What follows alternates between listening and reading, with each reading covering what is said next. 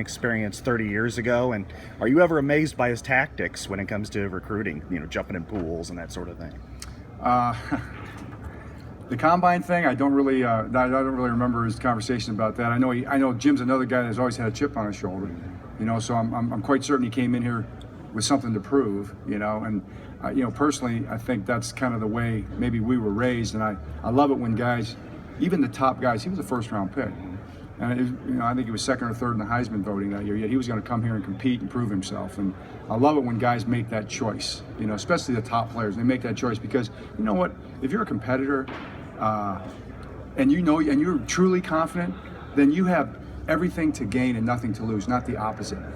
Just a statement about you coming in here and competing. Are you trying to hide something? Mm-hmm. Are you not as good as everybody says you are? I think if you're truly, and some guys have done it the other way and they've become great players. So, I think it's a personal decision, but man, I just respect the guys that do it like Jim did it and came in here and try to make a statement. As far as recruiting, I can tell you this about Jim Harbaugh, my brother. That is who he is. He's not trying to, it's not a tactic. He's not trying to be something he's not. He's not trying to prove anything. He's just being himself. He's going to have fun.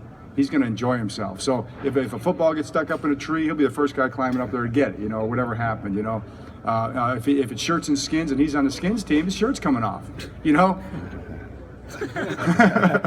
But that's, whatever, and, that's just who he is. I think he's really fun to play for. I mean, if I was a big time recruit, I'd play for Jim Harbaugh. I mean, I know I'm going to have fun, and he's going to get the best out of me. He's going to prepare me to get to this level. He's going to make sure I get my degree. We're going to do things the right way. But if you don't love football, if you don't want to go to practice, if you don't want to be in football meetings, then you need to go play somewhere else, because that's what he's all about. He's got 14 guys here. How much can you use that to your benefit? How much does he tell you about that? And what does that say about the program he's building? Yeah, well, I think it says a lot about the program. It says a lot about Jim. I think he did a great job in his staff developing those players. I also think Brady Hope deserves a lot of credit, and Jim would be the first to say that too. I mean, those guys were recruited by Brady and his staff, and that's a heck of a class that they put together there, a couple classes with the seniors and the juniors. So, do I talk to Jim about those guys?